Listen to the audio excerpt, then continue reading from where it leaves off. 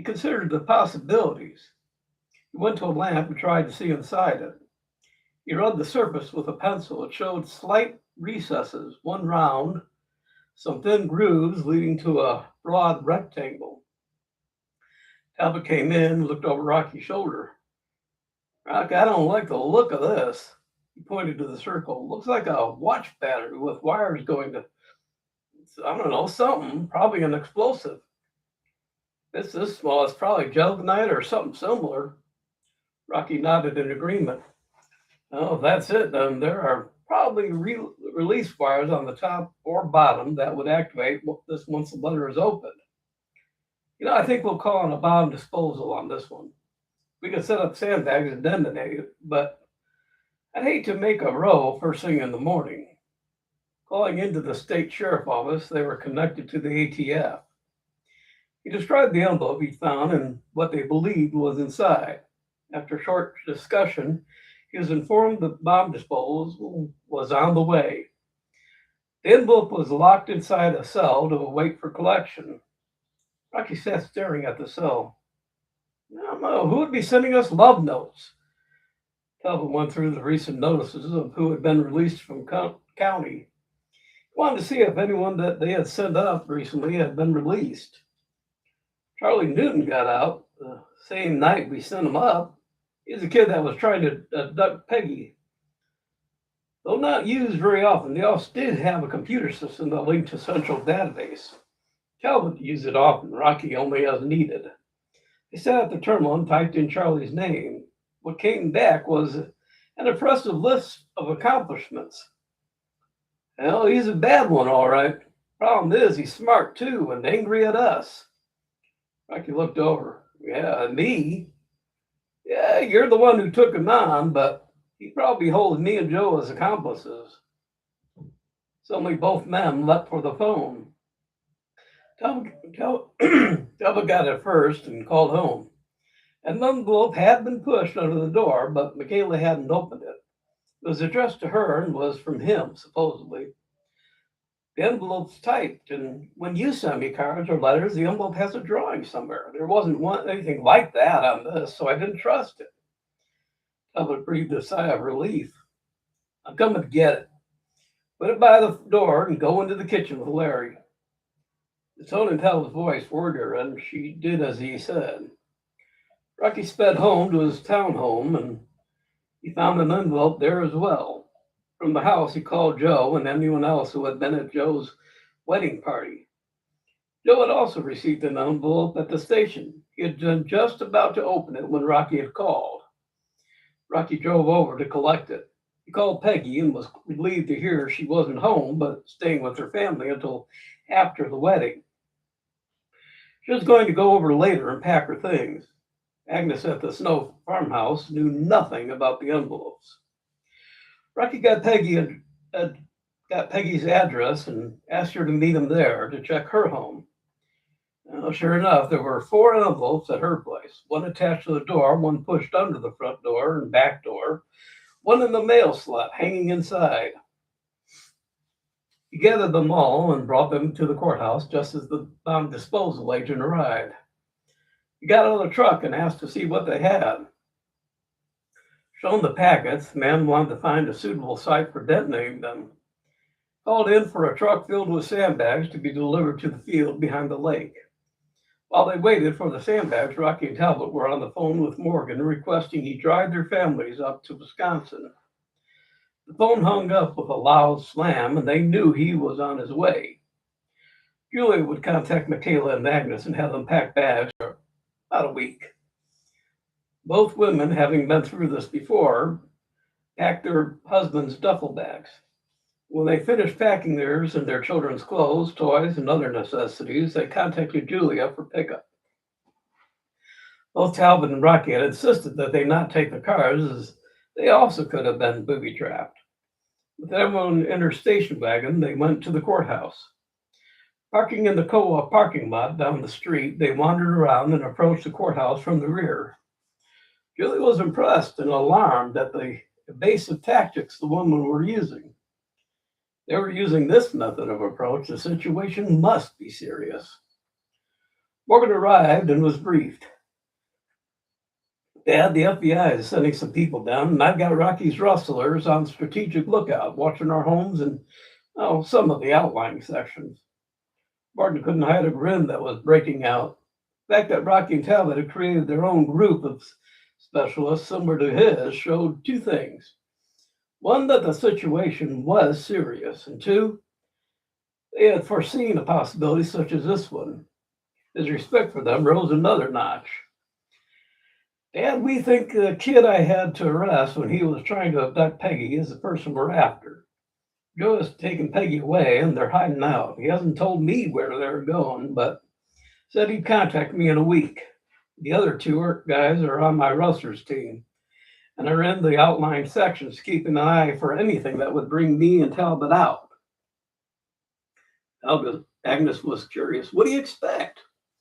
Well, my idea is that something is going to happen either here or at the courthouse or on the outskirts of our jurisdiction. In either case, they created a diversion to bring us to a place they could snipe from. Charlie Newsom was intelligent and resourceful. He took Army training and then got kicked out. I believe it was his intention to get specific training and then get out as quickly as possible. He used his training to rob safes and terrorize Lawton Park. He was building his reputation and funds to work his way up to the big stuff. He's been arrested 5 times and skipped bail each time. Well, since he was Army training, then one of the things he learned was diversion tactics. Talbot agreed. Well, it makes sense. Draw your enemy out into an open area where you have a clear field of fire. Despite her outward calm, Agnes shook. She knew firsthand how dangerous Rocky and Talbot's job had become. People were coming from outside and figuring that a sleepy little town like this was easy pickings. Morgan looked at them all and was sighing and regretting he couldn't stay and assist. He also realized that Rocky and Talbot had learned a great deal both from himself and their Army service. They were as prepared as they could be. They had a plan and set the wheels in motion. The plan was malleable and could be adjusted but the core was solid and sound.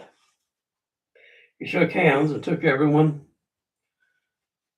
to their secure home in Wisconsin. It was a place Morgan had brought years ago, still visited and maintained, and was used as an emergency shelter for times like these.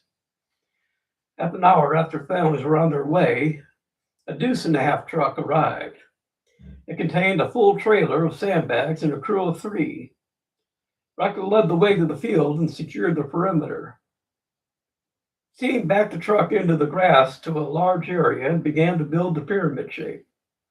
Rocky and Talbot assisted, ensuring that there were no open areas.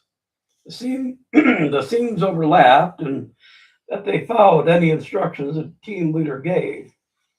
It was a good time to let the experts expert and not try and push their authority. Well, in this case, they had none anyways. The fortification built, they were led away, and another wall of sandbags was built, which they would hunker down behind. The lead disposal expert had a small detonating box with a single button. Talbot noticed a small notice written in pencil. Do not push unless you really, really need to. He remembered that when the disposal man had taken off his shirt to put his armor on, he was wearing a t-shirt that said, if you see me running, try and keep up. Okay, I gotta stop here for a second. Years ago when I was active duty, I used to kind of work with some of the bomb disposal group. They have 2 things, and one of them is that shirt is real. And that's what they do have. So first time I saw that, I got kicked out of that one. Okay. If you live with danger, you need to keep a sense of humor to keep sane. Even muffled by 3 layers thick sandbags, the explosion was loud. There was a moment of calm, and then the sandbags slowly sunk in the center. It could only mean a large crater had been created. The truck was backed up, the bags loaded, and the team departed. Rocky had been staring in awe at the crater that remained and didn't even notice when the people he had called in had departed. The knowledge that even a single one of those envelopes could have done significant damage and killed someone close to him shook him to the core. They drove back to the courthouse in silence. FBI agent Smith was waiting patiently outside. When the door was open, he walked in casually as if there for a friendly chat. Sitting down, though, he became all business. Well, when you asked for a bomb disposal person, we were notified. They come down because the case is now within our province as a federal crime. You have family. What have you done to secure their safety? We sent them away. Where? We'd like to send some agents to see their security. Rocky and Talbot looked at each other. Rocky shook his head no. You know, a secret only remains a secret if undisclosed. There was a firmness in both the sheriff and deputy that the agent respected. He acknowledged that Rocky and Talbot had their families as protected as they could be. All right, what about your own protection? Well, we'll see to that. You take care of finding the person responsible. We believe it's this man. Rocky pulled out the paperwork he had printed out on Charlie. The man pulled a file out of his own pocket and compared the two. Yeah, I concur. This is the usual method he employs. We'll look for him and keep you informed. Stay on guard and don't get too relaxed if things don't happen for a while. It's usually the calm before the storm. In the Pleasant office, a young man was talking with his father. Well, thanks for the bailing me out, Dad. His father grinned. Well, you're no use to me cooling your heels in jail. When's the trial? June 10th at 9 a.m. You going or are you going to skip again? I'll go. I'm tired of this. It's only 6 months. I do it and I'm clear. The hell you are. You ever heard of a thing called the Sexual Predators Register? Yeah, I thought not. Well, it's a little thing where your name goes on a register and is all sent all over the United States. Ohio is the first state where you got to let them know where you are once you get out. You'll be a marked man for good and all. Father laughed at his son's crestfallen expression. Charlie went to his room and lay on the bed. He had to get away from his father. He had to get away from everything. Looking around his room, he searched for an answer. A pile of dirty laundry suddenly gave him an idea of how to escape. He put his dirty clothes in a bag and headed down to the stairs to the basement. His father watched him. The dejected posture, the resigned expression, the forlorn sighs told a poignant story of a beaten young man. His son would do as he was told. The man closed the door, chuckling to himself. Poor kid didn't really have any other choice.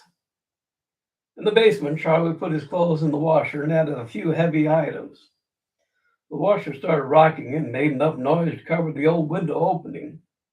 The creaking was loud, but the washer was louder. It covered his escape. He crawled on hands and knees as close to the house as he could until on the other side from his father's office. He leapt for the bushes that bordered the lawn and worked his way to the street. The thorny hedge tore his shirt and pants, but he kept pushing forward. The bushes had been planted for the sole purpose of preventing anyone from creeping behind them. Emerging, torn and bleeding at the sidewalk, he tore off running for all he was worth, out of town, away from the overbearing father, away from the crimes he committed on his behalf. Charlie wandered, sometimes walking, sometimes running, but always moving. He didn't have a place in mind, he just kept moving. By evening, he was far from home. In the distance, he saw the lights of the roller rink, the seat of all his current problems. He kept his distance from the bright lights. He found a wooded area. A small trail led him onward. His feet dragged as he forced himself to continue. The night was turning cold. His hunger raged, and he was weak from loss of blood that ran into his shirt and down his jeans. He bumped into a wall of grass. Feeling his way in the darkness, he found the opening of a blind. In darkness, he felt around. First thing he felt was a small box. Picking it up and shaking the box, it sounded like a box of matches. He opened it and lit one with shaking hands. The small blind was fitted out comfortably. had seen much use, and the articles of clothes were both male and female. Cans of provisions graced the shelves, and a small foldable stove sat on a shelf with a pile of small white fuel cells. Lighting, lighting. Okay, hold on, I gotta get a drink.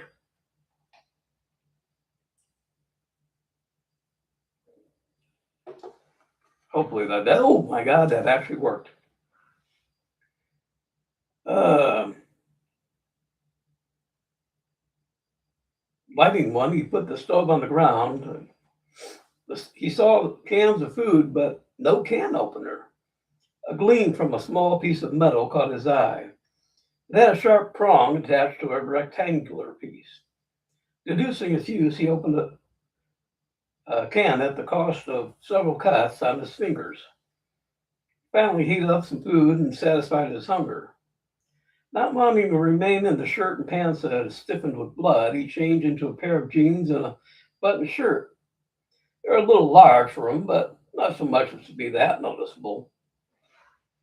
A mound of moss-covered dirt would suffice for a bed, with a thickly woven sheet of grass for a blanket. Sated and relatively comfortable, he lay down exhausted and slept. In the morning he rose, opened another can, and had a quick meal. Unsure of where he was, he decided on strolling through town. Town seemed small, almost boring. He'd never been here, so should be able to walk around in safety. For a while he was proven right. Wandered up and down streets, being greeted warmly by the locals. Town was friendly, and he relaxed his guard. The sheriff's car came down the street. He automatically wandered into the first open door and blended in. Wandering around the co-op, he watched out of the window and saw the vehicle pull to the curb. Talbot got out and came into the store grinning. Charlie dodged around, swiftly avoiding contact and working his way to the rear door. He slid out moments before Talbot turned the corner of the aisle. "Hey, Rocky!" He looked around the shop. He was sure he had seen Rocky outside. Shrugging, he went back out and drove off. Oh, in the courthouse, Rocky was seated and behind the desk. His uniform on and was deep into the day's duties. "Hey, Rocky, thought I saw you over at the co-op. You were in civvies, though. Rather, the person I thought was you was in civvies. They even had on a shirt like you had a while ago. The one that looked like the Lone Rangers. Pretty appropriate for a sheriff, I always thought." Rocky had only half heard what Talbot had said. "Which shirt?" "Oh, you remember the faded blue one, with the flap in front that buttoned all the way up on both sides. Kind of like the one the Lone Ranger wore." Rocky grabbed Talbot and pulled him to the squad car. Opening the door and pushing him in, he ran around and dove in, starting the vehicle at the same time. They drove off with wheels spinning. "Hell, what gives, Rock? You've got that I'm going to punch the living daylights out of someone's look." Rocky's jaw was jutting and his eyes were half closed. The last time he'd seen that shirt was in the old blind. "Talbot, remember the duck blind I told you about? The one that Lester tried to make it look like I was living in?" Talbot nodded. "Well, that shirt was in there." They arrived in moments to the wooded area near the lake where the blind was situated. They approached stealthily. From a distance, they could see that nobody was inside, or if they were at the front far corner.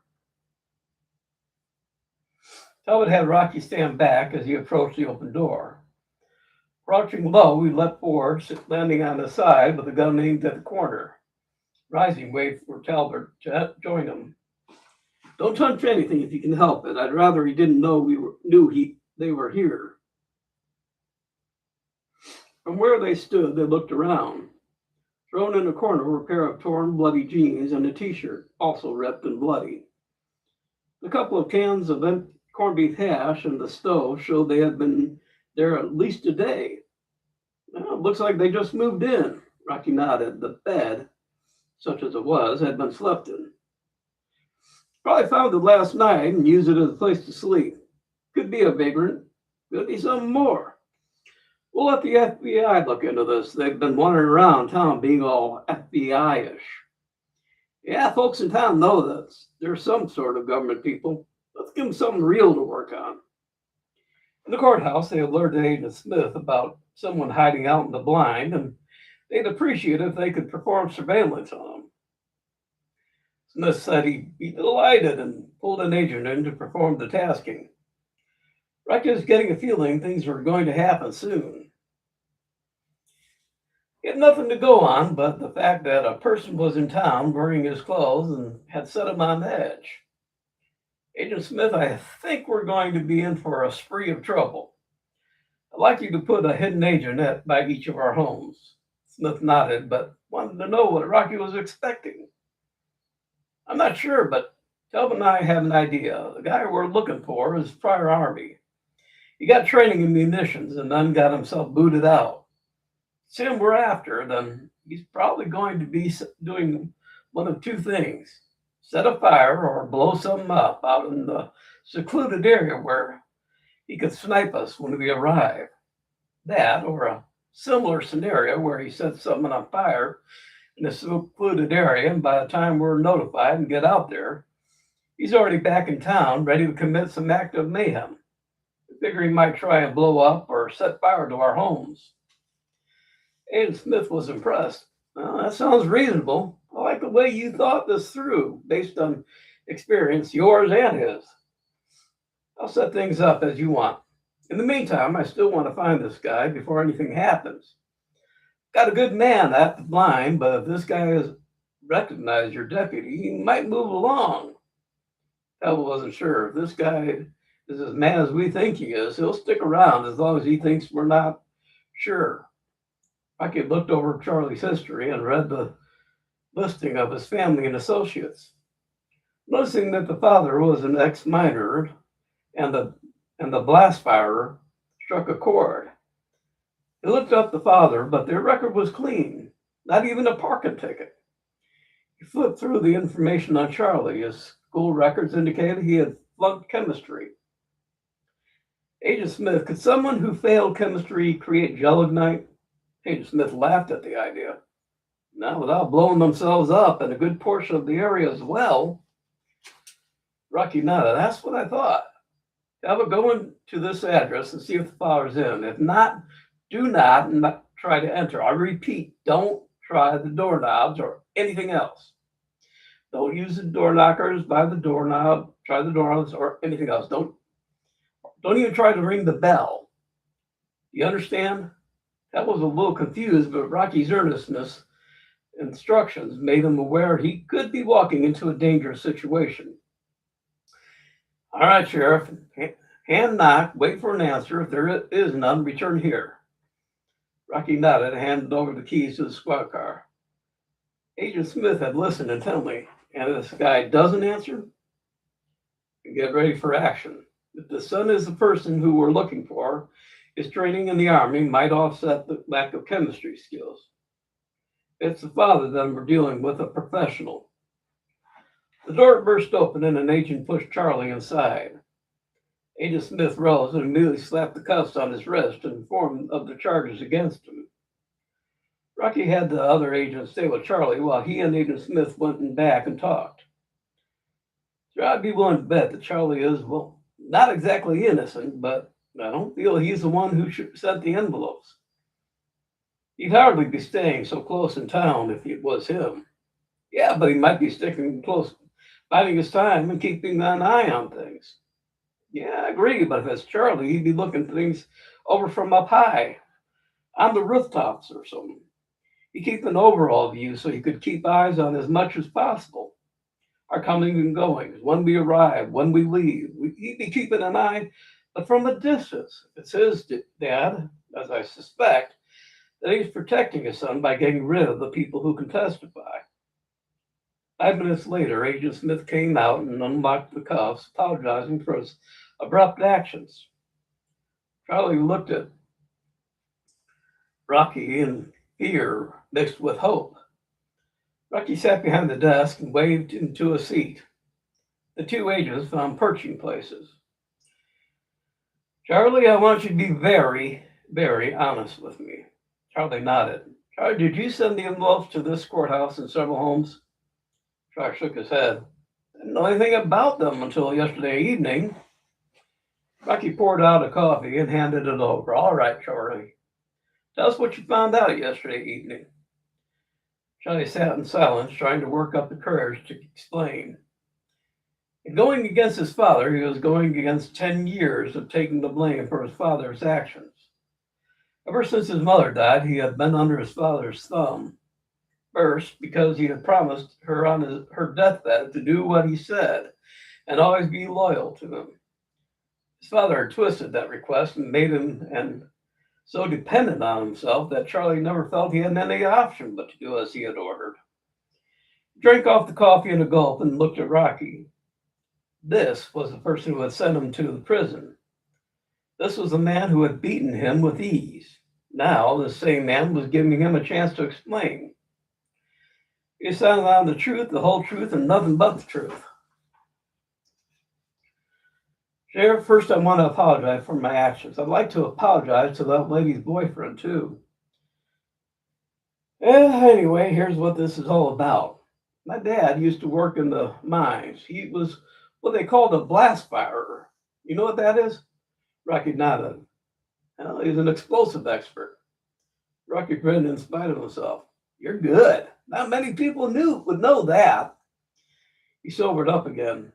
Kids at school used to bully and harm me because my dad worked in the mines. It didn't matter that he was a professional and made a very good living by his trade. School was full of kids that had executives for dads. Mine, being not only a blue-collar worker, but a miner, made me trash to them. Told my dad about it one night and who were the ones who were doing it. 3 days later, 6 houses burnt down. Dad told me they wouldn't bother me anymore. No one was hurt, but after that, those kids kept their distance from me. I don't know what put it into their heads that I was somehow responsible. Dad probably left a calling card with something. Would be something he'd do anyway. Anyhow, Dad explained in detail what he'd done. After the explosion, he asked me what I intended to do. I was 13 years old. He said if I went to the police and then I'd be sent to a foster home, I'd lose not only my home, but all my memories of my mom. Well, I promised to say nothing. As I saw it, nobody was hurt, just some property. Then Dad said that I was now an accessory and that I could be sent to jail too. Well, after that, I was kind of trapped. He'd sit at home and plan robberies that I had to carry out. When I get caught and go to jail, he'd bail me out. I didn't care as long as nobody got hurt. Well, when I heard about the explosive envelopes, I knew I had to get out. This was meant to hurt somebody. This was meant to hurt someone. Hell, it was made to. I didn't want to be part of his plans anymore. I wanted freedom. Charlie hung his head. I was an idiot the other day. I got stupid. When I told Dad, and he said, don't worry, and that I'd never have to stand trial, I thought he meant he'd let me skip again. Never dreamed he'd try and blow you all up. Devil came into that moment. Well, I knocked and nobody answered. I even tried knocking on the back door. Nothing. He saw the shirt and froze and lunged. You bastard! I'll kill you with my bare hands. Charlie threw up his hands defensively. It wasn't me, I swear. The two agents struggled to hold Talbot back. They had to lift him up and carry him into the back room. Mumble of explanations followed. Talbot returned, still seething inside, but putting a good face on. You could tell Rocky was feeling the same from his tense posture, and only years of training kept him looking calm and sympathetic in order to get his story. Sitting behind Charlie, he was able to show his disgust, but shoved it down whenever Charlie looked back. A call came in. Fire was reported at the Lowry farm. It was a place that was pretty far out, but surrounded by other farms. The agents looked at Rocky.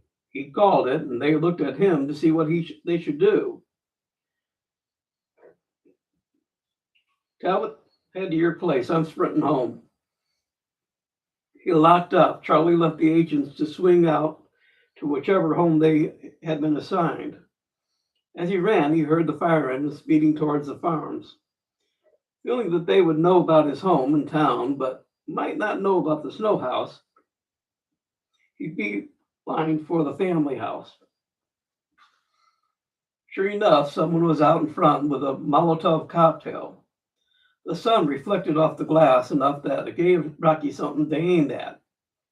He adjusted and fired on the run. At the sound of the gun firing, the arm was beginning to move and was almost clear of the bullet when the bottle shattered and the person doused in gasoline and flames. Rock tore off his jacket and tackled the person, rolling them on the grass to put out the fire. Though burned, you could see it was one of the men from the roller rink who had stood at the counter blocking Joe. The agent who had been assigned emerged hurriedly from the bushes, zipping up their trousers as he rushed out. Call the ambulance and have the hospital standing by. They're probably going to get some more burn cases real soon. Rushing back to the courthouse, he arrived to find the courthouse door open. Peering cautiously inside, he saw that Charlie was still in the cell. An older man who greatly resembled Charlie was rooting around the desk for the cell keys. The keys were in Rocky's pocket, and the spare set was with Talbot. Charlie was begging his father to leave him in the cell. Father wasn't listening. In the hand doing the searching was a pistol, and the other was a small bomb being held away from his body. As Charlie kept pleading, the man stood up and raised the arm with the explosive. "Shut the hell up, or I'll give you a taste of this." He shook the explosive vigorously. Rocky got a bead on the man's hand and fired. The bullet hit his wrist, the bomb dropped, the man spun, landing backwards on the bomb. The bomb blew, and the man's body rose into the air and collapsed with a hole in his midsection. Charlie threw up, and Rocky felt a little queasy himself. The cement floor was cracked, and a small concave hole showed where the bomb had detonated. Agent Smith came in as Rocky was draping a blanket over the man's body. Agent Smith approached Rocky, scratching his head. "You sure he's dead?" Rocky raised the blanket. "Yeah, I'm sure." Agent Smith wiped off a chair and sat down. "Well, I've gotten word from all the agents. Not one house was touched. The ambulance from here and several other places were nearby making pickups of people this guy used. Seems they probably have been on his payroll for a while."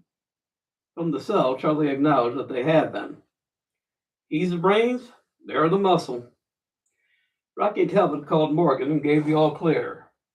Call from Joe was on the answering machine at Rocky's home. Returning the call, he told him it was safe to come back. Over the line, he heard a sigh of relief that when he was told no damage to any of them or the houses. Rocky cleaned things up as best he could and waited until almost 10 at night for the pickup of the corpse. The state sheriffs came and collected Charlie, who had left a beaten man. Talbot returned and assisted in restoring order to the courthouse. Rocky wrote an article for the paper anonymously that explained the explosion happening in town. Then he tore it up. His article was too graphic, and there was too much hate on the page. He'd wait for a reporter and answer questions. Best to let someone else do the write-up. Later that evening, Morgan brought everyone home. Rocky and Talbot were sitting in the kitchen waiting and drinking sodas. Agnes and Michaela looked at their husbands, sensing that something had happened and that they probably would never hear the whole story. Rocky and Agnes made pork chops and macaroni and cheese for everyone. It was one of the few times they used the dining room, but everyone wouldn't fit around the kitchen table. Morgan looked at his son-in-law and nodded. He'd had similar experiences and knew at least a little of the thoughts and feelings both Rocky and Talbot were hiding. After dinner, he rose, motioned for Julia that they should leave, and hugged the children, wives, sheriff, and deputy. Talbot was a little surprised, but appreciative of what the hug signified. They weren't alone, and Morgan was there if they ever needed him. All right, the next one is Time Heals All Wounds, or Time Does Not Heal All Wounds. That's kind of a longer chapter, so that we're going to do a single. So that's it for today. I appreciate you being here. Hope you enjoyed it. And I will see today was, being retired means that you don't know what the hell day it is. So today is Friday, and we'll be doing the next one on Tuesday. So I look forward to seeing you and hope you'll be here for that one. Be good and be good to yourself. Bye.